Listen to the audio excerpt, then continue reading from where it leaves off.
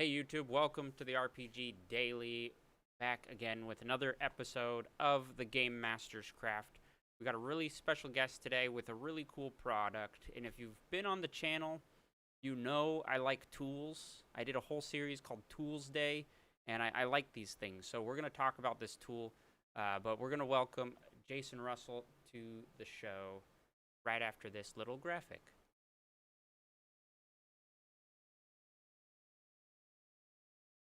Love the graphics. There we go. Jason, welcome to the show. Good to have you back Hey, again. The first repeat guest, but this time you bring something a little extra, which is super exciting. I'm the Um, first repeat guest. That's you're the amazing. first repeat. Well, after I did 21 episodes in a row, I took a break, and now I'm back to doing these weekly instead of daily. So, Because you were very tired. Yes. yeah, they don't tell you, when you watch shows like Tonight Show, they don't tell you how tiring it is to try and make something every day, but it is. Yes, it But really that's is. okay. It really, really is. Yeah, my And last time I talked to you on this stream, we were like deep into the quarantine that everyone was going through, and you were bringing a little bit of light and joy to everyone.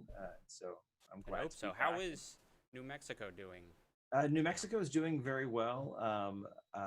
You know, our we don't have a high population density, so we don't have a lot of stuff going on here. So we're pretty remote in Albuquerque, but we're always trying to keep distant and keep our masks on and do what we can to keep everyone safe. So we're doing pretty good here. That's good. That's good to hear. LA is, we're doing all right. We're doing the best we can. Good. But LA is a huge high population density, so, Yes. you can't really escape it at times. But I think most everyone's on board. People are trying. We're trying. Good. Um, I wanted to jump in and talk about this cool tool you came up with and storytelling in general. Yeah. We talked about it last time. Your Instagram came from, or blew up from, story hooks and plot hooks that you shared. Yeah. What number are you at on there right now? Because I feel like last time it Um, was like 1 million. no. So I'm looking at it right now because I don't remember. We are on game hook 553. So 553 game hooks. And then we were talking yes. about this. So let me change the camera setting so I can show people what you created. And how about you tell us about this product? Because it's cool. Yeah. So what I've done is the game hooks were really born out of this idea of how do I, jot down these quick, easy ideas for running a game, running a campaign. And I was like, okay, my kids, I taught them how to play D&D, and they absolutely loved it as kids should. And they wanted to play all the time, which is great, but is also a problem because Yeah. that means either I have to buy all the books all the time and go broke, or I need to write something all the time. And I just don't know if I have the mental capacity for that. And so every time I had an idea, I would just kind of jot it down. And after I had a pretty decent sized list of these, I decided, hey, these are actually pretty fun. I wonder if other people would enjoy like one or two sentence ideas to kind of spark thought and spark imagination for people to use in their own games. And so I created the Game Hook series, which is really what I'm kind of known for. I realized as we went that not everyone got what they were for. And Mm. people would be like, hey, this would be really great for Dungeons and Dragons. And I'm like, yes, yes, it would. Come on, work with me, play with me in the space. And I was like, okay, so I need to really codify the way that I use these game hooks and kind of give that as a gift back to the community. And so Mm. I actually self-published a deck of cards that had the first 100, the first 50 hooks that I ever did, and kind of like taught people how to use them, how to take an idea and kind of fling it into something else. Mm-hmm. And in writing, there's this really great kind of tool called Frytox Pyramid. If you've ever seen it, it just looks like a big triangle with Oh, two flat planes on the end. yeah. And like every story uses this, like the introduction of characters and location. and then there's like the opening, kind of hook, opening action, and then there's like the big, angle that's like rising action, and then there's like the climatic action, and then falling action, and the denouement where you kind of wrap everything up. And you can watch literally any story, read any story, any movie, and it's going to follow this basic structure. And so, like, if you take Star Wars, like, you introduced to Luke and Tatooine and the two sons and the flippy hair, and then he, meets his kind of like, weird master with Obi-Wan, and then he realizes that, oh, my aunt and uncle have been killed, and there's something bigger, larger going on. I'm going to join the rebellion. That's like the rising action, and then the destruction of the Death Star is like the climatic action. Yeah. Spoilers on a 40-year-old movie. And then there's the yeah, I know, the Death Star. Get this, it explodes. And then there's the kind of the falling action in the denouement where Chewie doesn't get a medal. So it's this kind of like really basic structure of writing a story. I thought it was really powerful, and so many writers and directors have used it that I incorporated it into these cards. And so I made the deck of stories self-published kind of thing, where I'm like, hey, here's just like a deck of cards. You can shuffle them up. You can draw 3 cards and kind of pick your beginning, middle, and end, and use these game hooks as inspiration or jumping off points to create your own story. And especially if you're brand new to D&D or to creative writing, that you can create your game. And then also too, even if you're an experienced DM, it's like, hey, we all get writer's block. We all realize we have a game tomorrow, and we're like, oh yeah, I'm in charge of that. Yeah. Oh man, Speaking of which, I have a game tomorrow. There you go. So that's what this is for today. We'll see. Yeah, exactly. We're just gonna write your session right now. It'd be awesome. Yeah, why not? Yeah, exactly. And so even experienced DMs, I know my friend Matt Rauscher at the Pickled Dragon, he uses them all the time and loves it. And it just really is meant there to be that inspiration, that spark of an idea. Even if you massively change things that are on the card, you still at least had a starting point. And so it really is almost like a love letter, or like a passion project to DMs and aspiring DMs out there to, hey, let me help you out. Let me get you started. Let me just get the ball rolling. And now that you can take that inertia and create something really legendary for your players. Nice. I really like that. You were I think the second person I've ever talked to who mentions story structure for Dungeons and Dragons. I did a whole video on it, looking at the different plot points in story structure and how they can be worked into it. But there has been this kind of confused. Some people think it doesn't really work. Other people think it does work. But you were able to also break it down into its bare bones basic parts that we're going to get into. So I got this. You sent me this deck. Yeah. I got 4 instruction cards with it, so I know how to use it. Yeah, you really know. Now, I will say this is, so I got a couple of like early versions of it, and some of these hooks we've expanded on, simplified the language and that kind of stuff. Now, it came with 4 instruction cards. It'll actually come with 1 instruction card and then some blank cards that you can like literally take a Sharpie and write on them and add your own game hook. Because once we get the ball rolling, who knows what you will do, so that's kind of the idea there. But for this printing, for this kind of like rush sample kind of thing to get it to people in their hands, it's a little more simple. Okay, so this is the prototype then. Yeah, more or less. Yeah, the card features, you have the orc system, yes, which we mentioned. Can you explain that a little more in detail? Yeah, so the orc system I'm actually really proud of. It's something I came up with, where every card has an O, R, or C at the top of the cards. You can see them there on the ones you have displayed, in some combination of those. And what those really are a kind of a head nod to Frytox Pyramid of opening action, rising action, or climatic action. And so this helps you determine that this idea might be really great for a beginning idea, a middle, or the end. And they're just suggestions. And so people can kind of go, oh, well, I like this more for like the kind of the twist in the middle of like, oh, okay, you're to keep using Star Wars, your mentor dies and now you're suddenly an integral part of the rebellion. I want that in the middle. Okay, great, no problem. But it just gives you a clue of where in the story this might work really well. And so I called it Orc because I'm a massive nerd, and that was really funny to me. And so it acts as this kind of nice shorthand to do all those things. And so I Yeah. see you've got game hook number 2 right there, card number 2, Yes. and it Do you says, have these all memorized? Do you know exactly what they are by number? more or less. I've done All right, we're 553 quizzing. of them, so not all of them. I also have my deck in front of me too. It's Oh, okay. that's kind of nice. So a tower suddenly appears next to camp at dawn, and so that might be a great way to like open up things, or it might be a way to kind of do a climax that instead of the you going to get the big bad, he comes to you instead Yeah. and just shows up with his Sauron's tower. Can you imagine Sauron's tower just shows up in the Shire instead? It's just like, well, if you're not going to bring the ring to me, I'm going to come Yeah, I'll take the just come fight to to you. you. And Yeah, that's always a fun twist to throw at players too when they are careful making plans and it's like you're taking too long. The bad guy's here now. So good luck. Yeah, That's a great exactly. twist. And I like these next steps that you also have.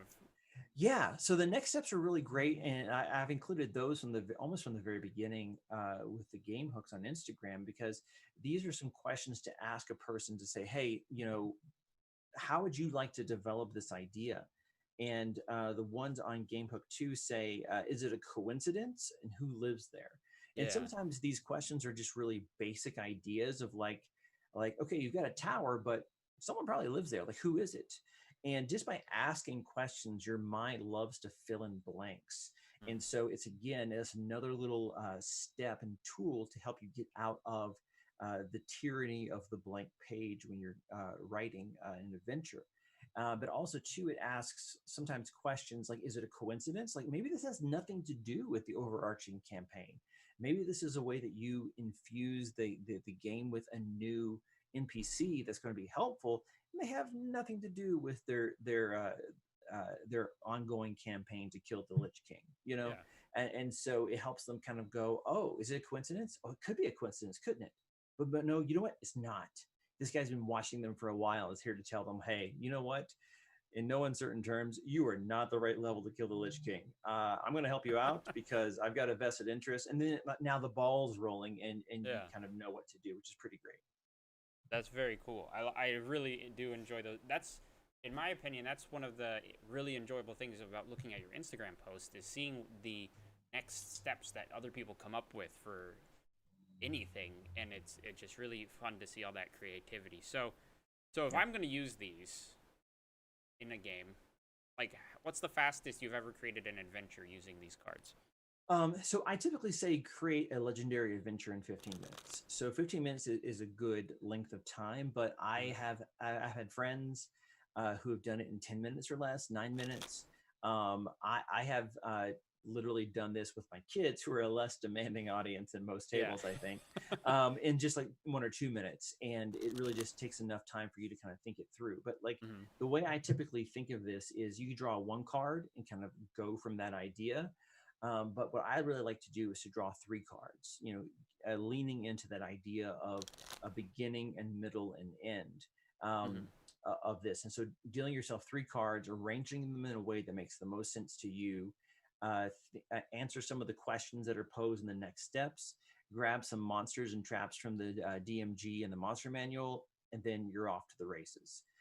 So that's kind of how I like to do it. And we could even try it now if you want. Yeah, I just shuffled my cards, actually.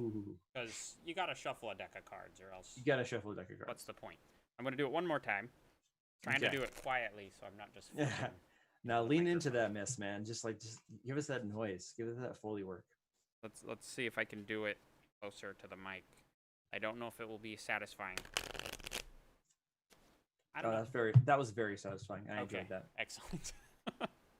All right, I got my deck of cards here. I'm gonna put them up here, flip them over, and so I'm just gonna draw 3. Let's do this. That's an R and a C. I got another R and an O. Oh, there we go. Okay. I think that has potential. It does. So let's read those out for everybody. Maybe move them a little higher so I can see them a little bit better. Yeah, I'll actually just put them here in the middle, and then I'll read them out. The Thieves Guild makes a party member mistakes a party member for a traitor to their ranks. I thought that the Thieves Guild makes a party, but that's not what it means. They mistake a Yeah. party member for a traitor to their ranks, and the next steps are how will you convince them that there is. How will you convince them, and is there a tribute to pay? Good twist Okay. there. Yeah, that's a good kind of little twist, complication. Yeah. You have a magic compass that steadfastly points westward over the horizon. Is it a trap to lure you to danger? And does it want to be returned home? Okay. Okay. It's a nice kind of opening. Yeah. Yeah. And then a merchant discovers a cheap way to make healing potions, but there are side effects. What kind of side effects, and how does the party discover them? Okay. Nice. Okay. So if we were to use kind of, sticking with the opening, we'll start with this as the opening. Yeah. They have a magic compass. It's their Jack Sparrow kind of compass, but it's pointing west. Okay. All right. Yeah. So the way we have it right now is we have a magic compass that points steadfastly westward over the horizon. Then a merchant discovers a cheap way to make healing potions. There are side effects, and the Thieves Guild mistakes a party member for a traitor to the ranks. Okay, so Yeah, I kind of like. ORC. Yeah, I kind of like the layout as it says right now. I have my own cards here down on the table as well, so I can kind of easily access them. So the way that I would kind of envision this, and I like to hear how you do it too, Richard, is because everyone looks at these prompts, these game hooks a different way. Because even if we got the same set of hooks, we might arrange them differently. We might answer the questions differently, and we might just come up with a totally different story. But the way that I would do it is I like this opening because this compass kind of is an oddity, and it points the wrong way. Compass should point north, right? But this is pointing to something else. Therefore, it means that it is pointing to something of importance more than just the magnetic north. And so that's a great kind of oddity to put in the player's hands. It's naturally going to draw them to some other place. And I think that there is another, whatever the how with magnetism you've got the iron kind of pointer inside the compass that's aligning itself to the natural magnetism of the earth, right? Yeah. So I imagine maybe that this compass doesn't have a iron pointer, but it's made of crystal, and maybe some magically attuned crystal. And so maybe it's part of something larger, a larger magically infused crystalline structure. And so it's always trying to point back to its home. So it's trying to point back to its main thing. Like, did you ever see Big Hero 6? Yeah, that's what I was just thinking about. The little robot. Yeah, so he has that little robot in the petri dish, and he's like ting ting ting ting ting, Yeah. And so I'm like, yeah, I like that. That's really good. And so I like, then that leads them to this new town they've never been to before, where there is this guy who is making the healing potions. And what he's discovered is that in the bottom of his shop that he inherited from his family there is a large naturally forming quartz crystal about the size of maybe like a coffee table, right?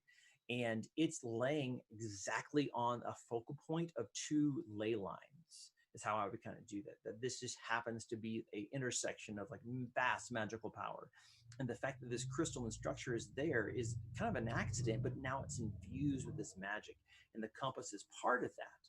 And so he's discovered that this kind of nexus of arcane energy lets him do kind of cut corners, right? And so he's getting like this kind of like potion base and just holding it up to the crystal, and it's infusing it with magic, and it's acting like a healing potion. And it cost him like a couple copper pieces for the glass and the base. And now he's like, oh, this is great healing potion. He's selling them like hotcakes and stuff. And the party is like, okay, well, it's this guy's shop. This is weird.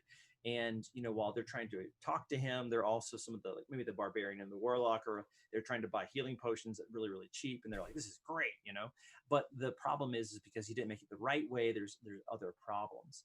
And I would say that maybe one of the side effects of the healing potions is that it creates a weakening of the bonds of reality along with the people who drink it.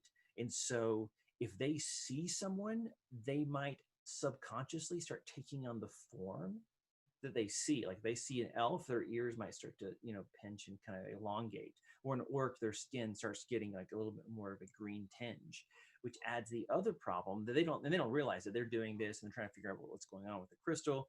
And some people from the Thieves Guild who are already watching this merchant who are like, okay, well, this is messing up our economy. The guild that kind of runs all the magical items, they already pay protection to us, but this guy doesn't because he thinks he got a way of getting around all this. And so we're kind of watching him to figure out what his secret is. And then they see someone leave, and now because of the potion, it looks like they look like somebody else. They recognize, they're like, oh, that's old Gartog. He's never supposed to come back to the city. How dare he? And now you have that final confrontation. And so because I want them to drink the potion, now I'm like, okay, that means they have to have damage done to them as they get to the city. So that means there has to be a fight on the way to the city as they're following the compass. And there also has to be a fight, with the Thieves Guild, maybe in a dark alley or something.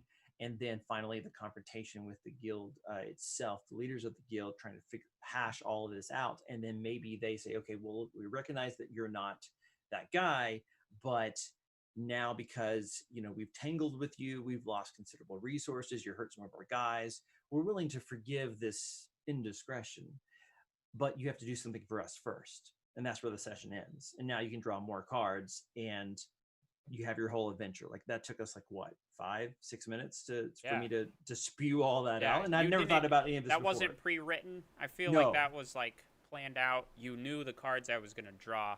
No, you had this all planned. I had to go searching for the cards too.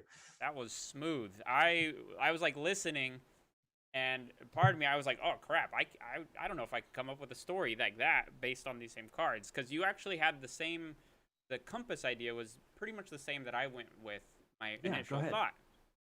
But that gave me a different idea, just because I've been playing a lot of Icewind Dale recently, learning about Chardalon and that kind of thing, and looking at the old books.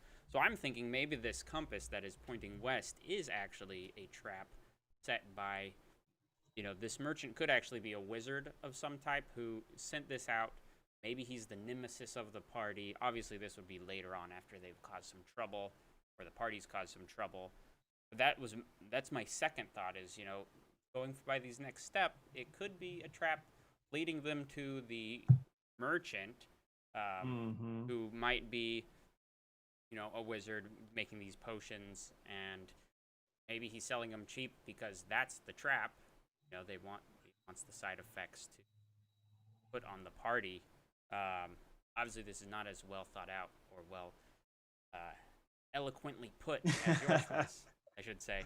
But we're workshopping, man. I'll play in the space. It's okay. This is good though. I like it.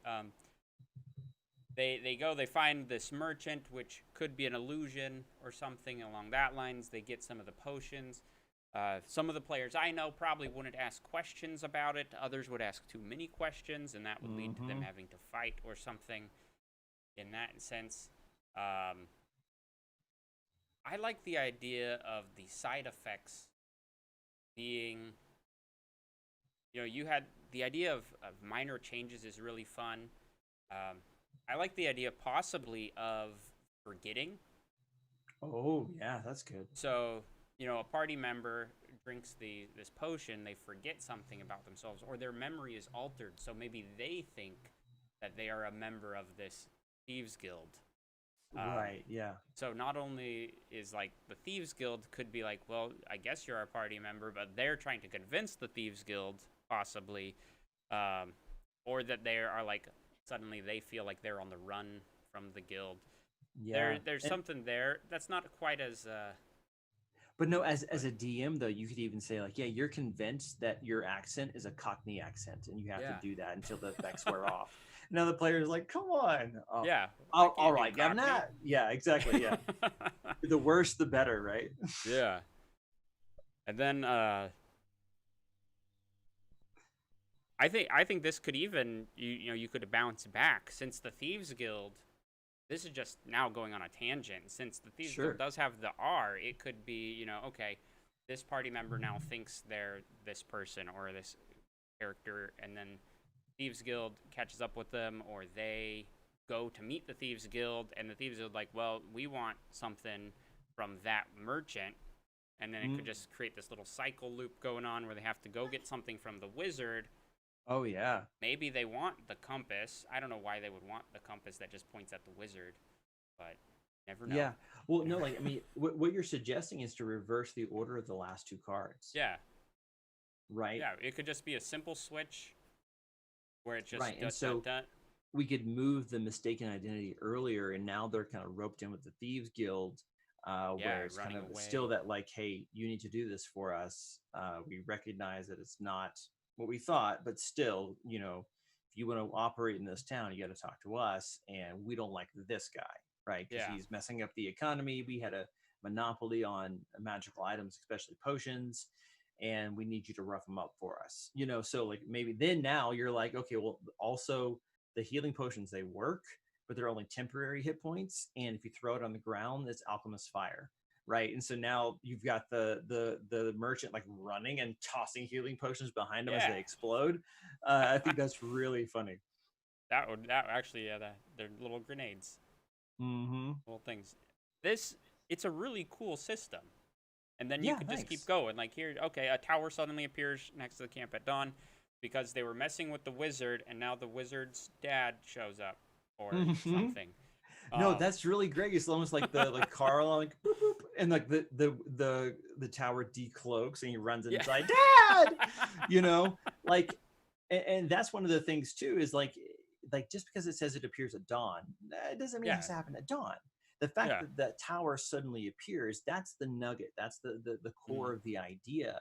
And that's kind of a fun idea to mess with that, you know, normally Dad summers in the astral plane, but this merchant has the, you know, the fob that lets him have access. And now the Dad's put out that he is, you know, his vacation plans are messed up. And now there's a whole different thing happening just outside of town. Or heck, why not in the market square? Right, you know, this tower just is like in the market square, and you're like, well, crap, you know. So I like that idea as well. Very.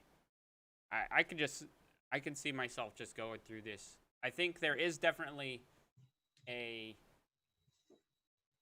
learning curve, like all things Dungeons and Dragons and everything in life. There's a little learning curve of like getting into the mindset of like, okay, I'm taking inspiration, improvising, coming up with things, and letting yourself get creative.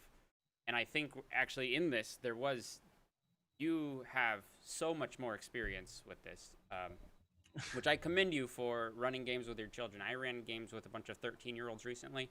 How did that go? It was all right. Kind of like herding cats. They were fun, and you know they're very creative, so I really enjoy that. But at the same time, it's like, okay, we got to take turns. So I commend your skill from your podcast you did. It's yeah. Your kids are focused. Somewhat. We'll see. Somewhat.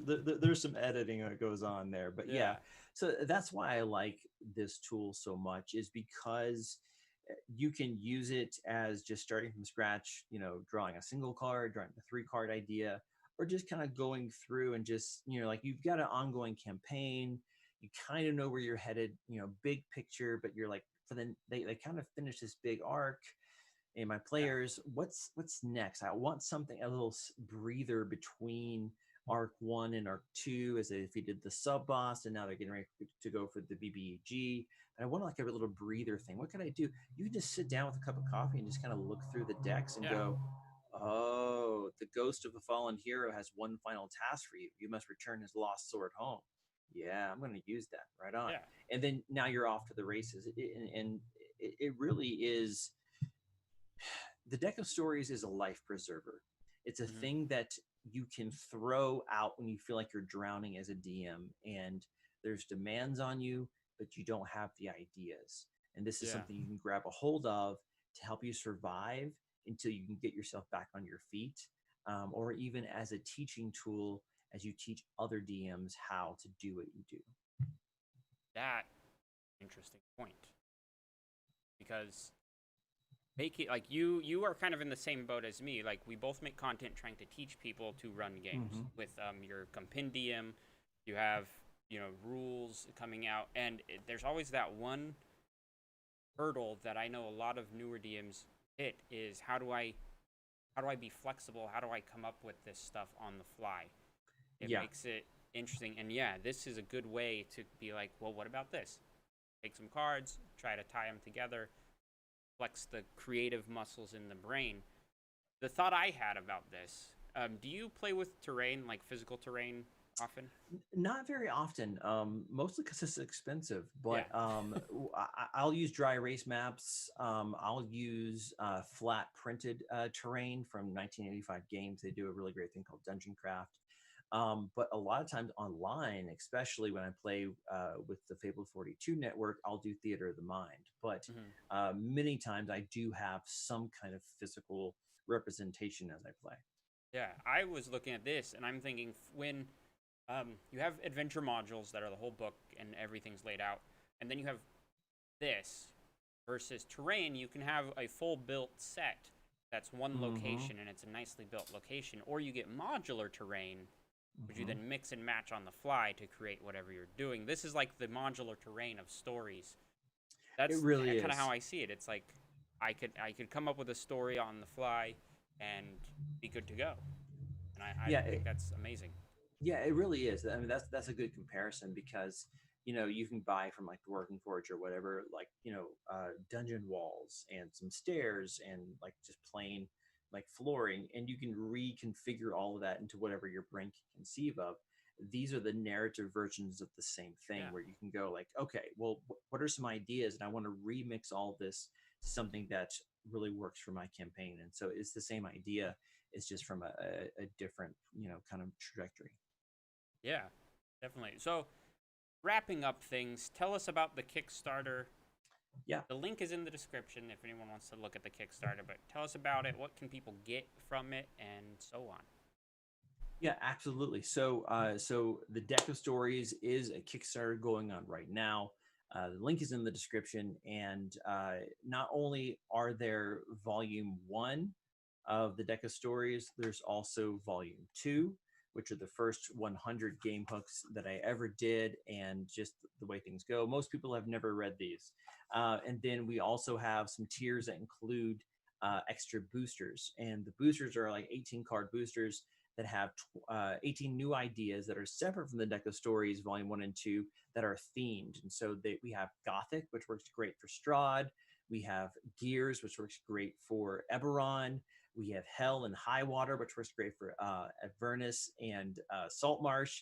And then a jungle themed one, which works great for Chult if you're doing Tomb of Annihilation. And so we're really trying to go along that. And so the volume 1 and 2 are very generic, kind of do almost anything with, as you saw.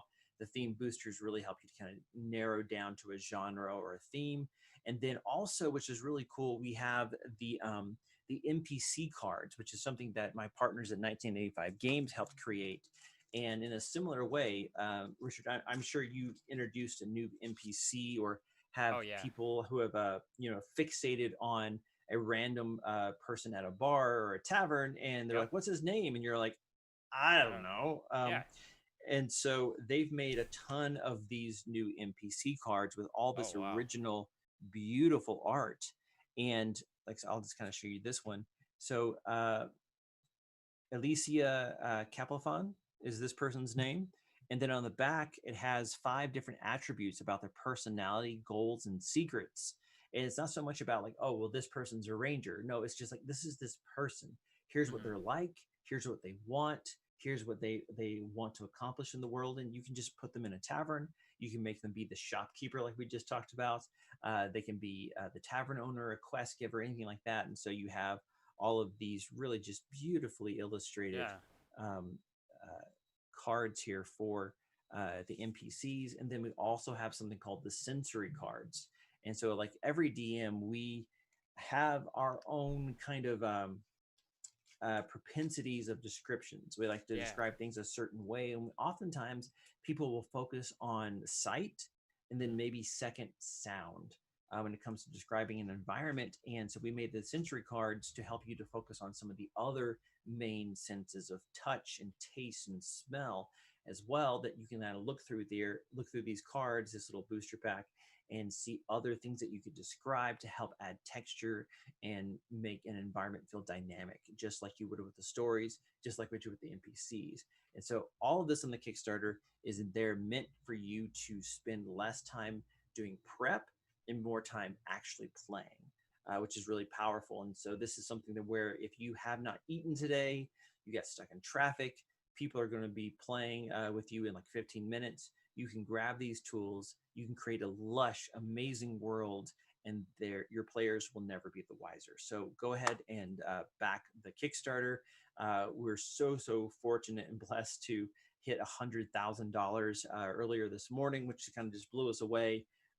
And so we keep just hitting all of our milestones like crazy. And so we're just really excited to get these tools, these life rafts, into the hands of DMs and aspiring DMs to help their tables just have a lot of fun. Yeah, I'm looking forward to seeing what you guys come up with. I'm gonna have to go on there and back it. Please do. I haven't done that yet, but I should go do that. I also noticed you had a shout out from Matt Mercer the other day. Yeah, from Critical Role. Yeah, Critical Role. They shouted out our Kickstarter, which was amazing. Very happy that they did that.